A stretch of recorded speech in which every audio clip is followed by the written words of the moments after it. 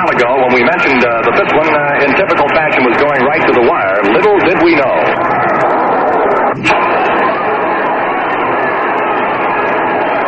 Mark Ditmar throws. Here's a swing and a high fly ball going deep left. If they do it. Back to the wall goes Barra. It is over the fence, over, and the Pirates win.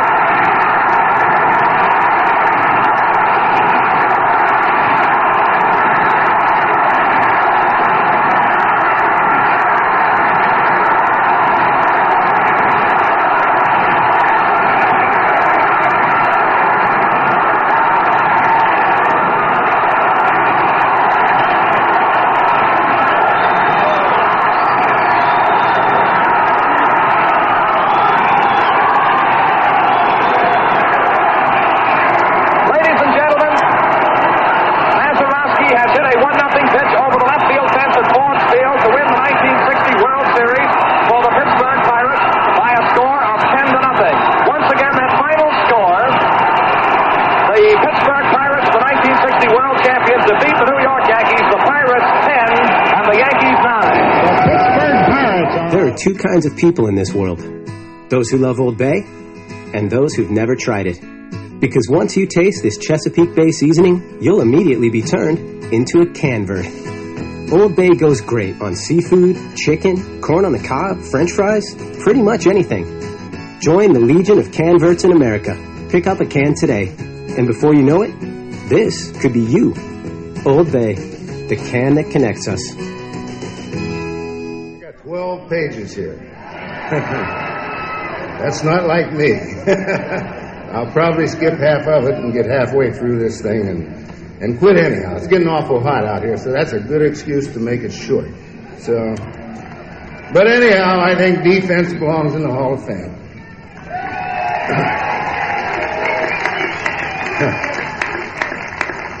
Defense deserves as much credit as pitching and hitting, and I'm proud and honored to be going in the Hall of Fame on the defensive side, and mostly for my defensive abilities.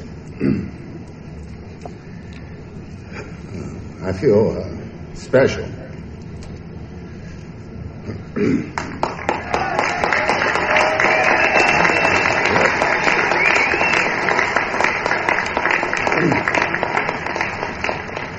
It's going to be hard. So I probably won't say about half of this stuff.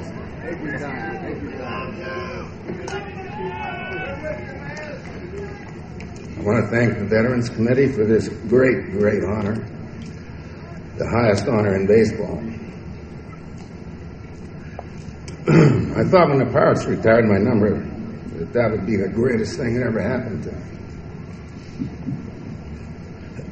It's hard to talk to this.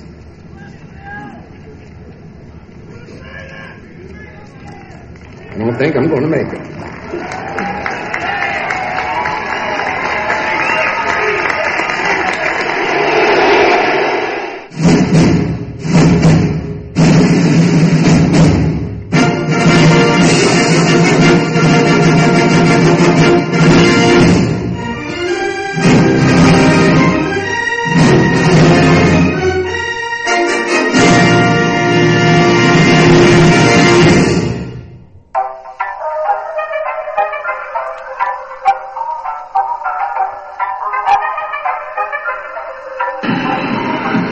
The next 2-2. Davis to left and will hit. Oh my! It's gone! Santa Maria! From high atop the Robinson Gearing Studio Complex and straight out of God's country, Pawleys Island, South Carolina, the Let's Talk Baseball Podcast Network proudly presents Backwards K Pod. And now, here's the host of the show, Jake Robinson. I never move in slow-mo. Welcome to my dojo. This other pods is so-so. I'm chill like bro, yo. Focus like a GoPro. Ripping up this promo. Check out the scoreboard. Bring something no one knows. It's going, it's going, it's going. Yo, it's gone. Your heart just stopped. Cause Jake got strong and mighty. Undefeated, I mean it. Pull up the pod, screw it down, then read it. Written, produced, directed, and mixed. Tongue on your lips and eyes with back flips. Pick a tip, give me tip, get onto it. I got ridiculous pods without pausing it. You sit at home, cry like a girl. while I spread the gospel around the world. Yo, the pods are written behind tracks that mix it smooth with the groove to make ears wanna listen. Add a little cut, ain't a rhythm to back it up. Another show to my name, now watch you stack them up. You think another like rap back, but this ain't no ad check. My hobby's to rhyme, some people trying to be black, but that about time I come out, call the show, Beacon Dino, let me turn it out. Yo, name change the state, point at 71. James, you know what time it is, I'm packing them guns. Yo, experience, I've been a witness to glory, and that's why I collect ball players and their stories. You heard? So, once again, back is the incredible, the pod animal, Jake the Snake Robinson from the Let's Talk Baseball Podcast Network. I'm coming out of Pawleys Island, South Kakalaki. Half man, half podcast machine. Back in the Captain Kirk chair, shields down, both times up. Prepare to engage on this week's digital audio program that I call Backwards K-Pod, where we collect ball players and their stories. Konnichiwa, Siemens. Welcome back into the dojo for chapter 196 in the historical, biographical, and anthological accounting of the players, characters, moments, managers, stadiums, and all the pop culture references that have shaped our perspective and understanding about this beautiful tapestry of life we call baseball. Come on now. I'm Jake Robinson. I got your hookup. Holler if you hear me. And full transparency, I gotta tell you, I'm coming in hot this week. I live in almost vampiric existence during the off season. With each leaf that falls off the fucking tree during the winter and the fall months, a piece of me dies inside. My spiritual connection to the world, it becomes broken in a lot of ways. But as the weather turns, the grass gets greener, food tastes better, sex is out of this world, my five senses hit another plane of existence. The 2026 MLB season is officially on deck with spring training in full swing in Arizona and Florida.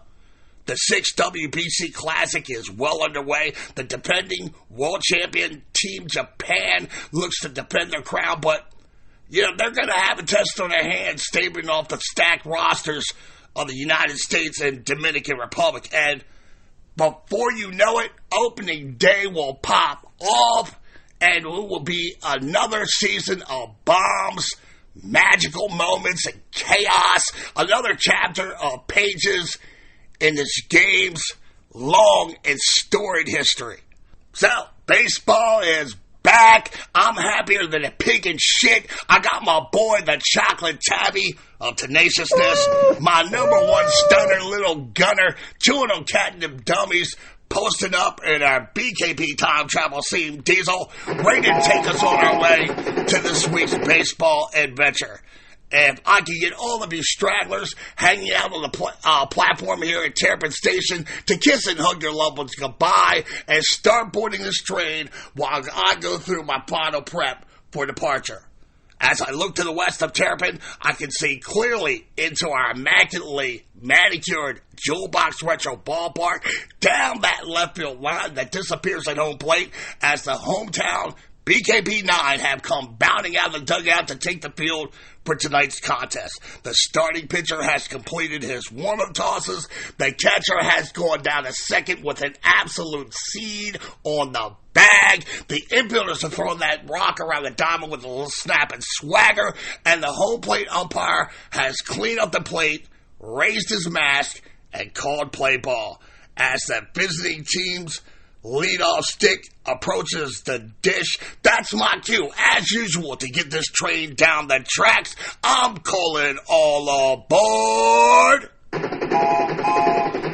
as I will have Gunner set our time and destination for September 5th, 1936, Wheeling, West Virginia, for the genesis backstory of this week's deep archaeological dig into the baseball path laid down by the Hall of Fame second baseman, Bill Mazeroski.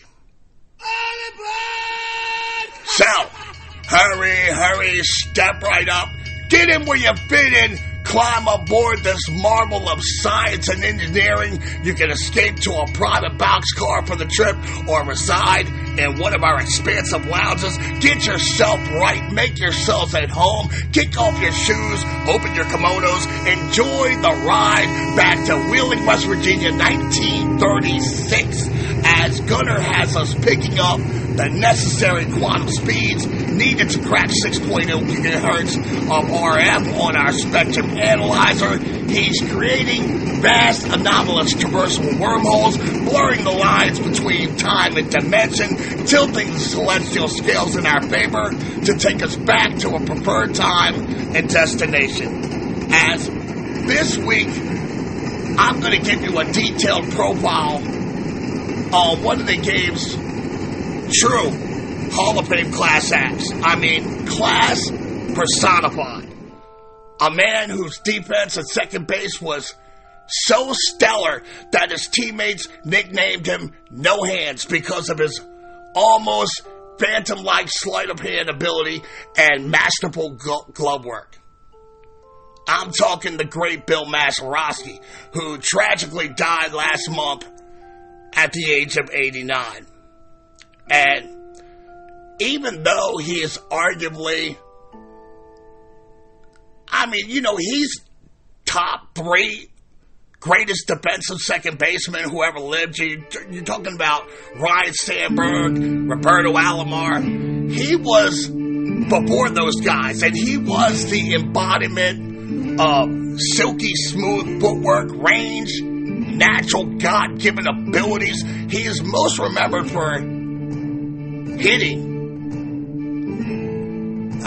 He's most remembered for his Philly, but he's also remembered most for hitting what many consider the greatest home run in the history of the sport. And one thing about baseball that I love, it has a universal language baked into it. It's greater than political ideology. It overwhelms cultural, racial, and language barriers. And, it doesn't matter where you are on this beautiful green and blue marble that's floating around the sun. You can be a kid in the God of Japan or the barrios of the Dominican Republic, the streets of Havana, Cuba, or in my case, a kid playing a Little League ball for the Kings of a Youth League back in Baltimore. It doesn't matter where you come from, your race, your background. Every single kid who has ever swung a bat at a competitive pitch thrown his way has fantasized about hitting the walk-off dinger in the bottom of the 9th inning during the 7th game of a World Series. It's a universally shared dream by kids all over the world. It's universal. Well, to date, only one person in the long and storied history of baseball has actually lived that dream. That dream that young seamheads around the globe share. It occurred on October 13, 1960 at 3:36 p.m. That was when Pittsburgh Pirates second baseman Bill Mazeroski dropped dome all over a slider thrown by New York Yankees hurler Ralph Terry over the left center field brick wall in Forbes Field to the shock and dismay of Yankees left fielder Yogi Berra. The blast secured the underdog Pirates with their first world championship in 35 years. And ESPN, MLB Network, all these media outlets, they have since called it the greatest home run ever hit in Major League history. It was the first time a World Series had ended with a bomb, leading to enduring waves of celebration and despair, depending on your rooting interest. There was no silver lining or a touch of gray, no participation trophies for just making it to the dance. It was a finality moment. It was a polarizing moment in baseball history. You know, if yins are living in the Berg, you're celebrating the baseball gods with a 6-pack of Iron City beer and a plate full of pierogies as your offering. And if you're one of the millions and millions of the New York Yankees' biggest fans, this is probably the most crushing and devastating championship loss since the 1926 World Series versus Grover Cleveland Alexander and the St. Louis Cardinals. Pirates fans who either bore witness to the miracle inside the House of Thrills or listened to the play-by-play call on KDKA radio or watched the broadcast on WNBC, memorized the date and time and never forgot the electricity that ran through the region when Mazeroski's blast cleared the left field wall. Now, Forbes Field will be torn down in the 1970s, but still a decade later, Pirates fans would make the pilgrimage to the stadium's last lone remnant of memory, the Centerville Wall, every October 13th, listening to a rebroadcast of the moment at precisely 3:36 p.m. and reliving the moment with Pirates fans from all over the great state of Pennsylvania. From the thrill of victory to the agony of defeat, Yankee center fielder Mickey Mantle would weep uncontrollably all the way home on the plane, lamenting how the superior team, in his mind, had blown that series, lost the chip. And here we are, nerds, as Gunner has us tearing through that last traversable wormhole to end up here in Wheeling, West Virginia, September 5th, 1936, where parents Louis and Mamie Mazeroski are proud to welcome their second child into the world, a son they would name William Stanley Mazeroski. The family lived in Witch Hazel, Ohio, a small town nestled in the hills between Steubenville, Ohio, and Wheeling, West Virginia. His father, Louis, was a coal miner, and his mother, Mamie, played the role of doting housewife and homemaker. The family of four lived in a one-room shack with no electricity or indoor plumbing. Bill's childhood chum, Bill DeVecchio, remembers how Maz's house was slightly bigger than a chicken coop. And as a child, Bill develops a passion for playing sports, but his family is so poor. They're really too poor to buy the proper equipment that he needs, like bats, balls, and gloves. And legend has it that the young Mazeroski actually buys his first baseball glove with the money he earned after digging his uncle's outhouse.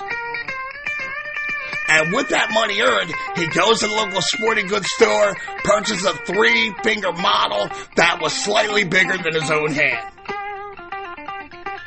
Now, during his professional career, Bill preferred a smaller glove to quickly transfer the ball on double plays and to avoid losing the ball in the webbing.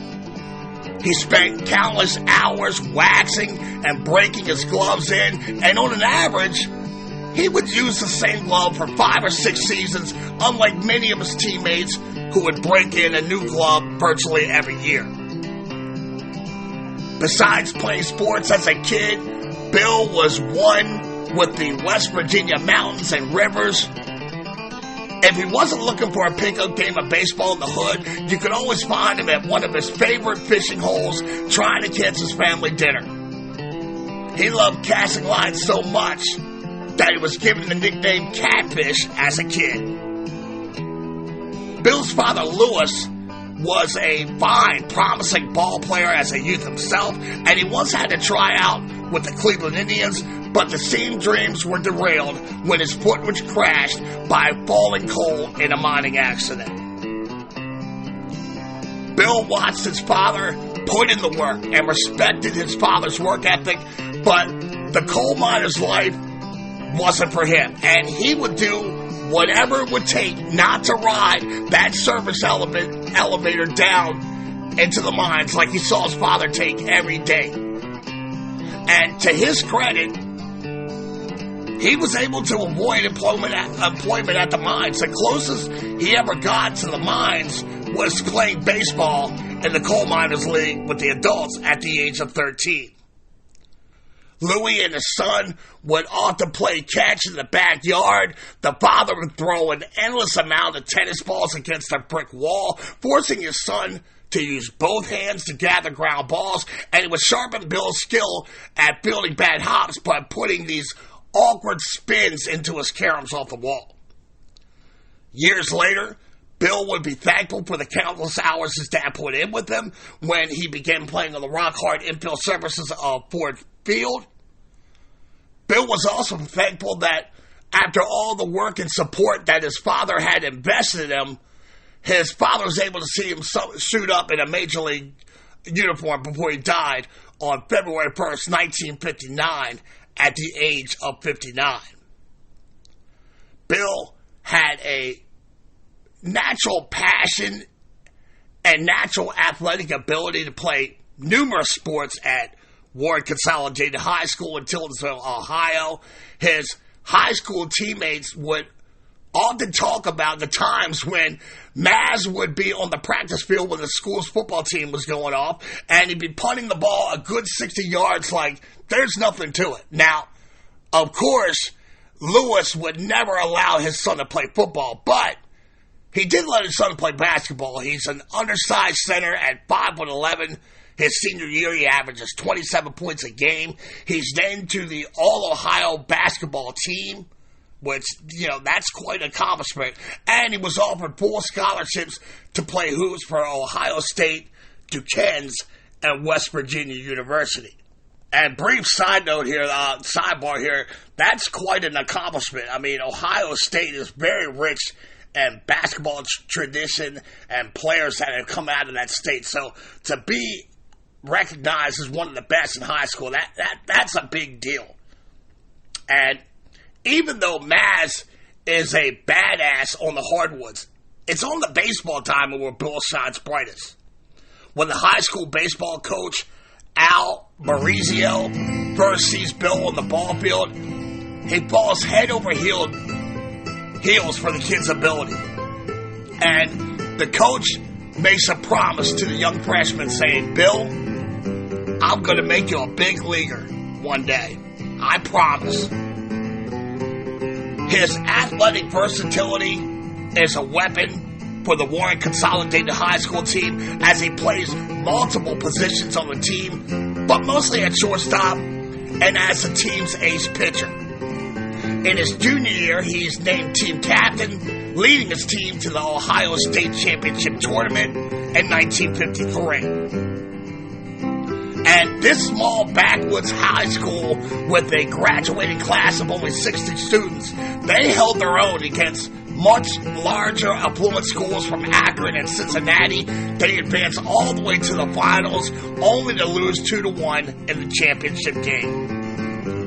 Now, Mazeroski pitched and won the game earlier in the morning that got him into the championship game, but he lost the afternoon game, the championship decider. Despite him really being superb on the bump, he gives up only 2 hits. But both runs that would score, they would score when the ball went through the center fielder's leg for a 2-run error. When Maz is 16, Coach Barazio takes him to a Pirates tryout at Forbes Field. The experience was positive enough to make Bill return home, work on his game, and return the next season for another tryout. And after he finishes high school, he finds himself being courted by the Indians, Philadelphia Phillies, Boston Red Sox, Chicago White Sox, and the Pirates. And all those teams wanted to farm Bill out to Class D circuit, except for Pittsburgh. Growing up, Bill was a diehard Indians fan, listening to Jimmy Dudley and Jack Grady call their games on the radio. But in the end, he chose to sign with Branch Rickey and the Pittsburgh Pirates, which promised to start him at Class A Williamsport in the Eastern League with a $4,000 signing bonus attached. And to give you proper context, $4,000 in 1954, it has the economic power of $33,600 in 2026. And at this time, there is a glut of shortstops in the Pirates farm system, so Mazeroski was asked to take some ground balls at second. And after Mr. Ricky watches Maz make the double play pivot a couple times, he pulls a young prospect to the side and he tells him he's now a second baseman for the foreseeable future. Bill bats .235 in his first year at Williamsport, but it was the leather, not the stick, that keeps him in the starting lineup. He shows enough to receive a promotion to the AAA Hollywood Stars on the vaunted PCL his second season, but when his batting average dips to 170 after 21 games, he is returned to Williamsport, where he finishes strong, batting .293 with 11 home runs. In 1956, he's promoted back to Hollywood. By midseason, his stick is on fire, and his batting average of .306 around the midseason point. The Pirates promote the 19-year-old prospect to the major leagues. On June 7th, 1956, Mazeroski makes his major league debut against the New York Baseball Giants at the Polo Grounds and pitcher John Antonelli. He collects his first major league hit, going 1 for 3, and he also turned the first of his record 1,706 double plays in a 3-2 loss. From day one, his defensive prowess drew high praise, but the bat-to-ball propensity was a work in progress. After 17 games, his batting average was a minuscule 188, but he would end the campaign strong enough to finish to push his average to 243 in 81 games for the 7th place Buccos. Maz wins the starting second base role flat out in spring training camp 1957. His amazing glove won him the job over Johnny O'Brien, and it didn't hurt that his bat came alive, batting .442 in 18 exhibition games that year. Hall of Fame legend George Sisler was the Pirates hitting guru at the time. He takes Mazeroski under his tutelage. He teaches him to hit the ball where it's pitched instead of trying to pull everything. Bill absorbs his lessons well, rewards his Jedi Master with a .283 BA, 8 home runs, and 54 RBIs. And while his 1957 campaign was impressive, 1958 was the breakout year for Maz. He was selected to his first National League All-Star team, going 0 for 4 in a 4-3 loss to the American League in the midseason Summer Classic at Memorial Stadium in Baltimore. At the end of the season, Bill takes home the first of his 8 Gold Glove Awards. His fellow peers in the National League chose him as the starting second baseman on the Sporting News All-Star fielding team, edging out Cincinnati Reds second baseman Johnny Temple. He appeared in 152 games, handled 857 chances with 496 assists while turning 118 double plays. At the dish, he hits .275 with 19 big flies. After the season, he marries Mylene Nicholson, who was the secretary for the head of the Buccos scouting department. And team manager Danny Murtaugh had played the role of matchmaker there, talking his shy second baseman into asking her out. After his breakout 1958 season, he follows that up with a disappointing campaign. In 1959, he pulls a muscle in his leg early in the season, which hampers his bat and his range in the field. He also reported to camp with a little bit of a belly there, admits later that he spent the all-season loafing, not really working out much. The leg injury puts him on the shelf till June 17th, but he's still selected for the National League All-Star team. It's probably a selection based more on his reputation from his play than, his actual play that year. He finishes the 1959 season with a .241 average. After a second-place finish in 1958, the Pirates stumbled to a fourth-place finish. By the end of the disappointing season, management let the team know that players would now have a weight clause baked into their contracts. And Murtaugh blamed the team's poor performance on Mazeroski, pitcher Bill Friend, Bob Skinner, and Bill Verdon's decline in production as the main culprits in the team's fall from grace.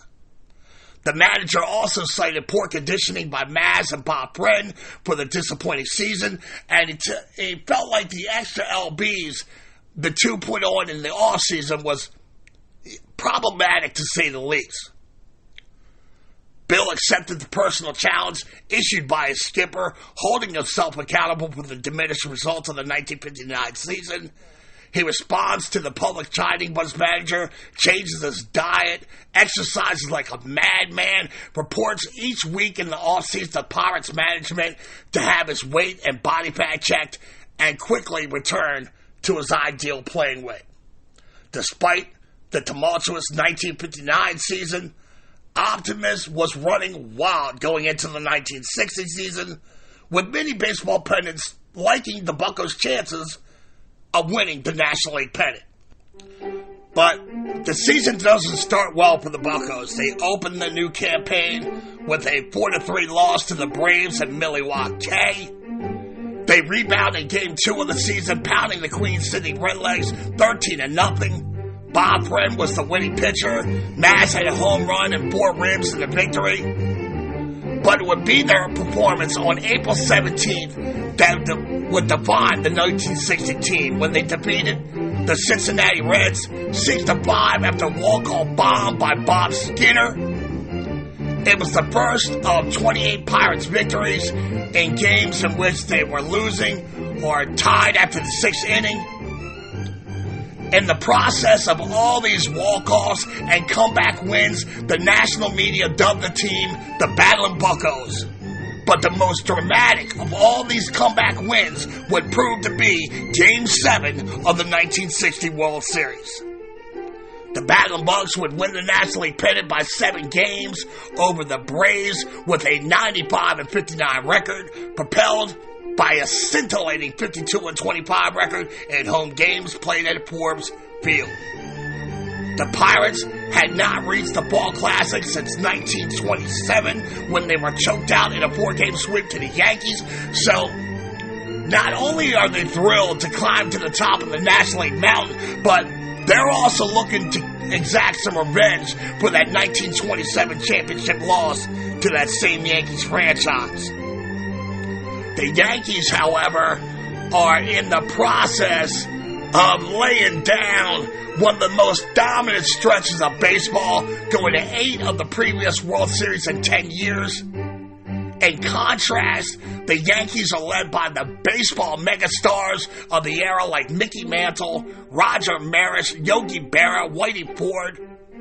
And the Pirates are a blue-collar, ragtag collection of grinders led by the young phenom Roberto Clemente, NL MVP Dick Groat, and starting pitchers Bert Law and Bob Friend.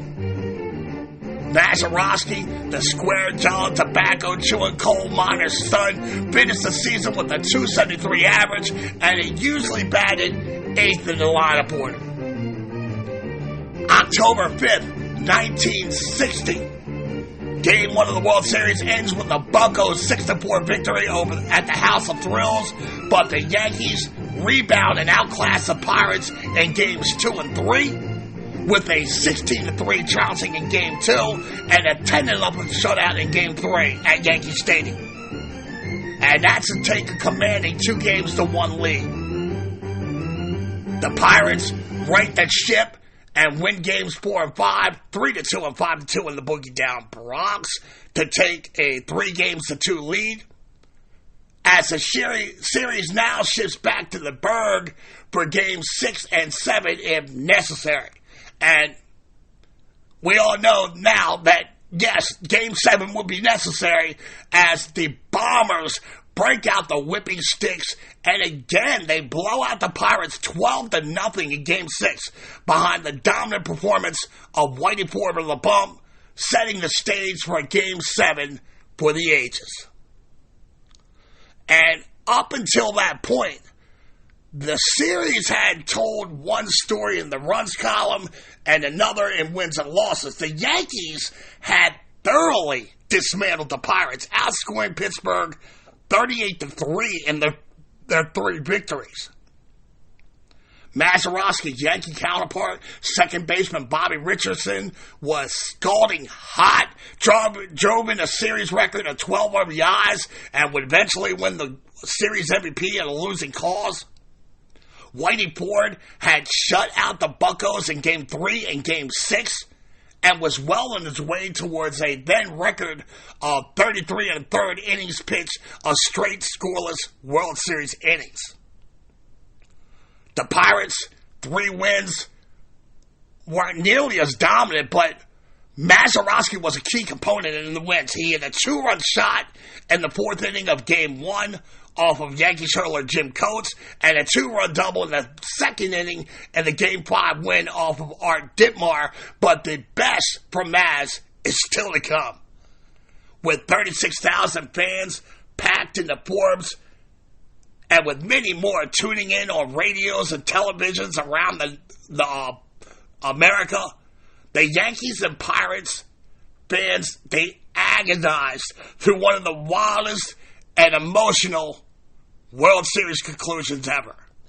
The game was a seesaw affair with the lead going back and forth. The Buccos strike first, scoring 2 in the first, 2 in the second to grab an early 4-0 lead. The Yankees rally in the middle innings, scoring a run in the 5th, 4 in the 6th to grab a 5-4 lead. And the Yankees tack on 2 more runs in the top of the 8th before the Pirates would explode for 5 runs in the bottom half of the 8th to take a 9-7 lead. But the prideful Yankees come right back at the top of the ninth to play 2 runs, tying up the score at 9-9, going into the bottom of the ninth. And the bottom of the ninth is the stuff of legends and has been relived over and over since. Yankees manager Casey Stengel sent Yankees right-hander Ralph Terry to the bump to navigate his way through the bottom of the ninth in a tie game. His first batter is Bill Mazeroski, who had grounded into double play in his previous at-bat. And Terry starts at Maz with a high fastball for pitch called ball. Yankees catcher Johnny Blanchard knows that Terry is struggling through a dead arm period, and he pleads with his pitcher to keep the ball down. The next pitch was a slider that came out flat. As Maz likes to say, it was a slider that didn't slide. It's up in the zone. Bill's eyes got about as big as dinner plates as that bat pitch seemingly floated into Maz's happy zone. As the pitch enters the hitting zone, Maz unleashes a swing with deadly intentions, belting it to left field. In a moment that has spanned generations, the ball kept rising and rising, and eventually it barely clears the left field ivy-colored outfield wall of Forbes Field, with Yankees left fielder Yogi Berra giving a hopeful chase, praying for a carom off the wall before turning away from the wall in shock, disgust, and defeat. The celebration for the championship walk-off reverberated all the way to Altoona as the bird erupted. You know, it's as if all these fans had swung the bat with Mazeroski and defeated the dynastic Yankees. Mazeroski dashed around the bases, grinning, waving his cap, joined by fans who rushed the hallowed grounds of the House of Thrills, following Maz until he hit the warm embrace of his grateful teammates and fans at home. In retrospect, Maz would cherish his childhood fantasy and tell the New York Times that I was just looking to get on base, nothing fancy. I was looking for a fastball until he got a strike on me. Initially, I didn't think I got all of it, and I ran hard out of the box, looking to wind up on third after a possible ricochet on the wall. But as I rounded first, I saw the umpire waving his finger above his head, and I knew it was over. 50 years later, a 12-foot statue depicting Mazeroski rounding second base with his batting helmet raised high in his right hand was unveiled at the Pirates' current home, PNC Park, on September 5th, 2010, on Maz's 74th birthday, prompting Bill to respond, "How could anyone ever dream of this?" When Bill first joined the Buccos, he was partnered with shortstop Dick Groat. That pairing resulted in 4 All-Star appearances, 3 Gold Gloves for the second baseman. The partnership ended on November 19, 1962, after Groat is traded to the St. Louis Cardinals. The next year, Mazeroski replaces his former partner as the team captain, and Groat would go on to win another World Series in a Cards uniform in 1964, with his key star partner there being Julian Javier, the young second baseman that the Pirates dealt away to keep Mazeroski on the roster. Dick Schofield followed Groat as a starting shortstop at a position he held in 1963 and 1964. Maz won his fourth and fifth Gold Gloves that year. Although the duo formed a formidable Keystone combo, it was short-lived as another shortstop was being groomed in Columbus in Gene Alley. And years later, Alley confessed to being a little intimidated watching Maz's footwork and stellar glove in spring training, thinking to himself, well, goddamn, if you gotta be this good to stick in the majors, I'm never gonna make it. But together, Mazeroski and Alley, they formed the most successful double-play combo from 1965 to 1972. They turned 113 double plays in 1965, their first season together. It was the 6th time in his career that Mazeroski had led the majors in that category. And the achievement in itself was quite remarkable, considering Maz had not started the season until May, because he had a broken foot that he suffered at the end of spring training. The duo's high water mark was probably 1966, when the Pirates twisted up 215 double plays, breaking the National League record set by the Brooklyn Dodgers. Mazeroski won his 7th Gold Glove, and Alley picked up his first. It was Mazeroski's finest defensive season. He played in every game and only committed 8 errors for a defensive fielding percentage of .992. He led the NL and put out chances and assists, and established himself as the finest defensive second baseman in the history of the game until then. He appears in his last All-Star game in 1967, wins his final Gold Glove award, turning an amazing 131 double plays that year. The 1968 season marked the last time he would reach the century mark in double plays, turned with 107, as indications began pointing towards a stellar career winding down. He was still a valuable commodity for the team, just in a different way. He quietly assumed his position on the team as an elder statesman and a mentor.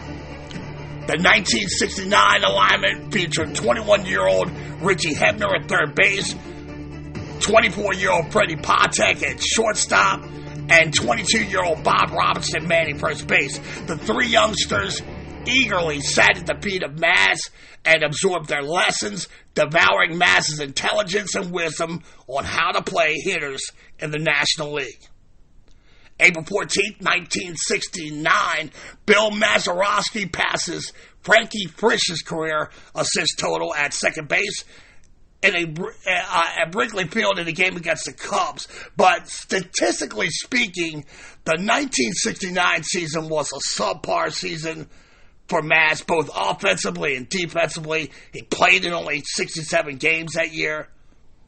And while many insiders believe Mazeroski would have a reduced role going into the 1970s, neither Bill or Bucco skipper Danny Murtaugh had plans for the veteran to relinquish his incumbency at second base.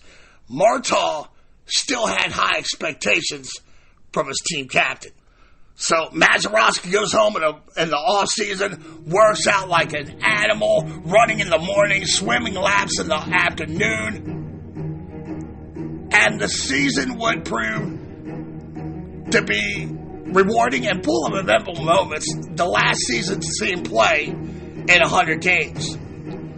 The Pirates played their last game at Forbes Field on June 28, 1970. They won both games of a doubleheader against the Cubs. Mazeroski recorded the final out in the crib and is also credited with the last hit in the House of Thrills. It was not necessarily a sad parting of ways between the second baseman and the Forbes Field infield. He always felt like Forbes had the worst infield in the majors, although he later admitted that he eventually got used to it and he almost liked it. A week later, on August 5th, during a 4-0 win versus the Philadelphia Phillies, Maz passes Billy Herman on the all-time list for putouts with 4,781. In the game, he had 4 putouts, 3 assists, and he turned a double play, of course. Bill was also known for his quick feet around the bag, but his teammates called him Tree Stump because sliding base runners had a hard time uprooting Maz on those double play pivots. Mazeroski's playing time was seriously diminished in 1971. He played in only 70 games that year, 46 of them at second base, as a youngster Dave Cash was being groomed to take over second base duties. Still, Mazeroski was able to reach another baseball milestone, this time when he lines a double off of Astros pitcher Wade Blasingame on August 17th for his 2000th career hit. He also got the opportunity to play in the second World Series as the Pirates defeat the Baltimore Orioles in 7 games for the chip. His only at-bat in the series comes in Game 1 as a pinch hitter, and he flies out to center fielder Paul Blair. The experience was the polar opposite from the one 10 years earlier in 1960. And after the series, when reporters asked him which Pirates team was better, the 1960 or the 1971 team, he matter-of-factly shoots back the 1971 team for sure.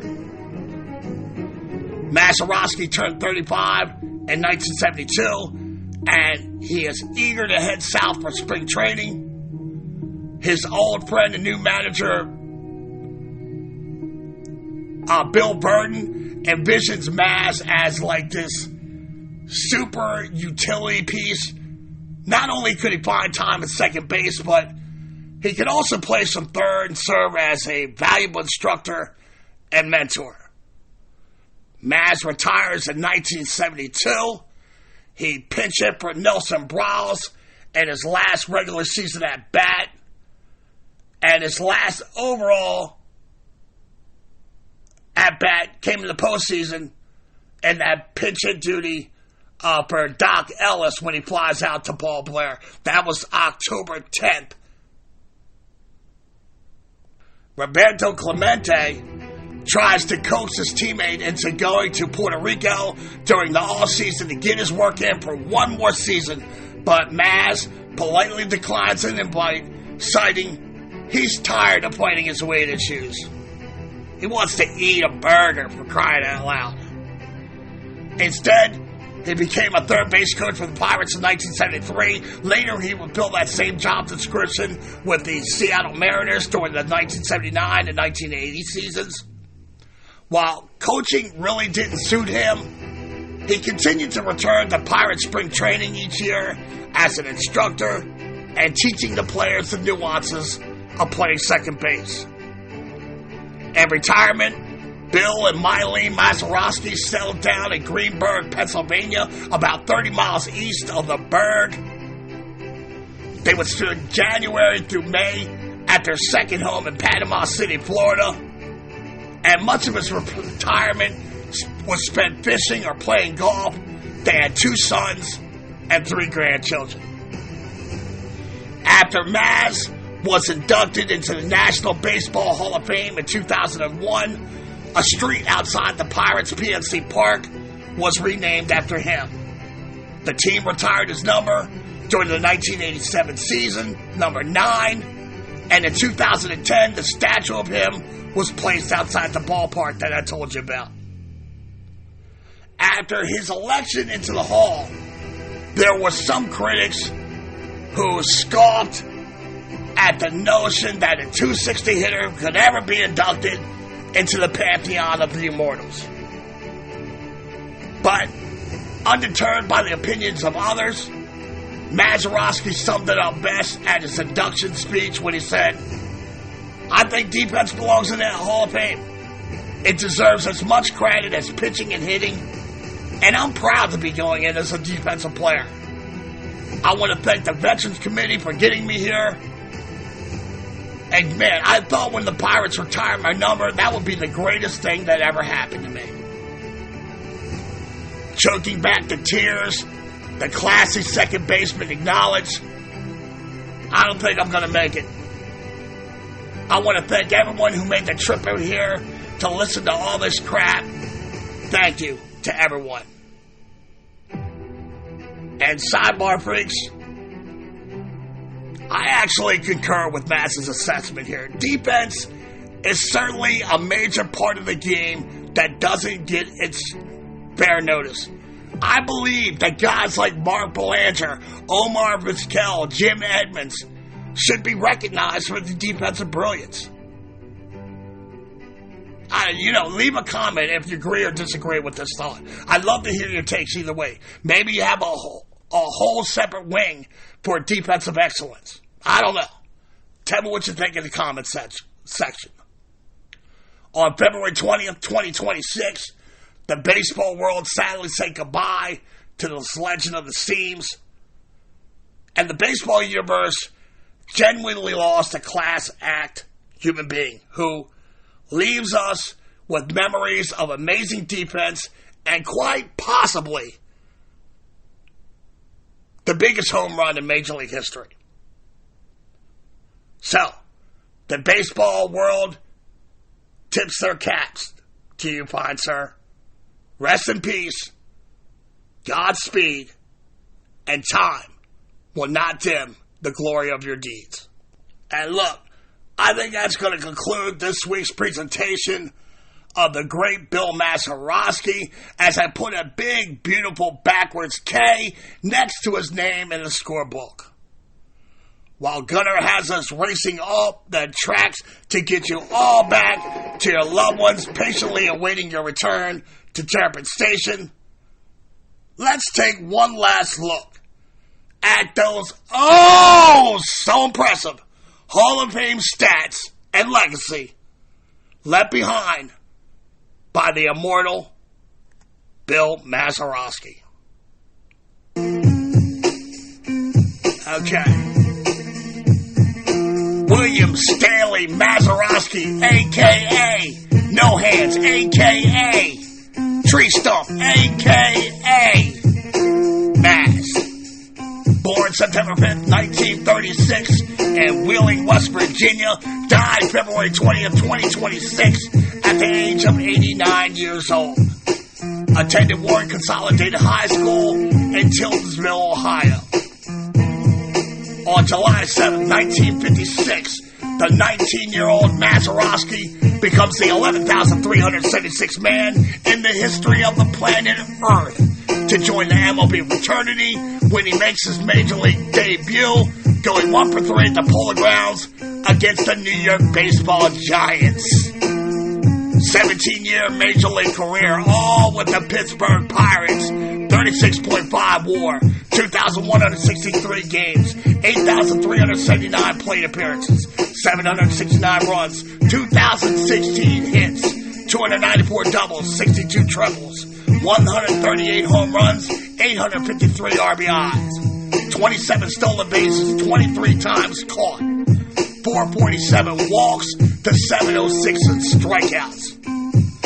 1,848 total bases.